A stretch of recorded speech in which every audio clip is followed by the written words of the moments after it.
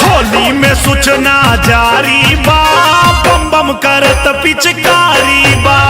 होली में सूचना जारी बा, निरहुआ से बढ़िया खेसारी बा। होली में सूचना जारी बा, निरहुआ से बढ़िया खेसारी बा।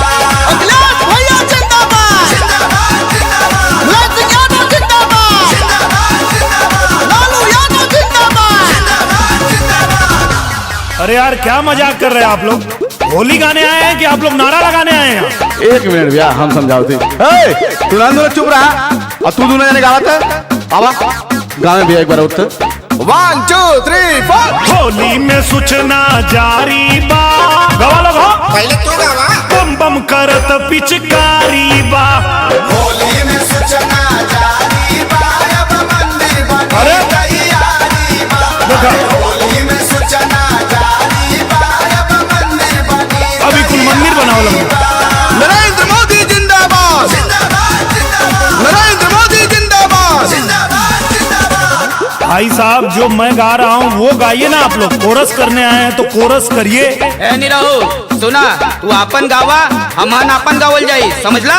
सही कहले भैया। अरे भाई ऐसे नहीं होता है, जो गायक गाता है वही कोरस वाले गाते हैं। गाओ ले भैया। होली में ममिला पलट गइल बाटे।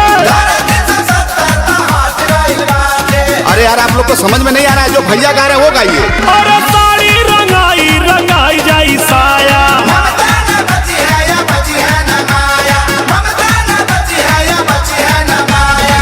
अरे आप लोग नहीं गाना चाहते हैं तो मना कर दीजिए ना। ऐसे क्यों कर रहे हैं आप लोग? कहा भाई? ए आशीष भाई कहाँ से लिया लो यार इन्हें? भैया लगन के टाइम है, टेरिया कुल मिलते ना रहला ना, तो तू चाहते करता रहला नहीं, इन्हने के बुला ले लिया भैया, इन्हने से काम चला ले जा। ए जौन भैया गाओ तौन गाओ यार, लगला टेढ़ हुए लोग। गाओ ले भैया। रंगे के अरे रंगे के फूल तैयारी बा, बम बम करत पिचकारी बा। जम्मू से हटल बीमारी बा, अब कपियो के बारी बा।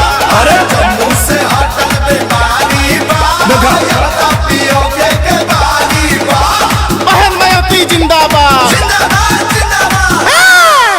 अखिलेश भैया जिंदाबाद। अरे यार अभी कहा। अरे भैया वो यही में तो गठबंधन वाला भी हम।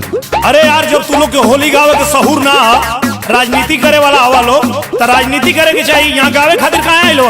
अच्छा तो हर काम गाना बजाना है, तो तू राजनीति में काहे आइला? तू आ सकेला, हम लोग ना आ सकेला? चुपचाप तू अपन गावा, हम लोग अपन गावल जाई। अरे भैया आप गाँव में हम इन्हने को उड़ा दे। फागुन में बुढ़वन के अलग आनंद है।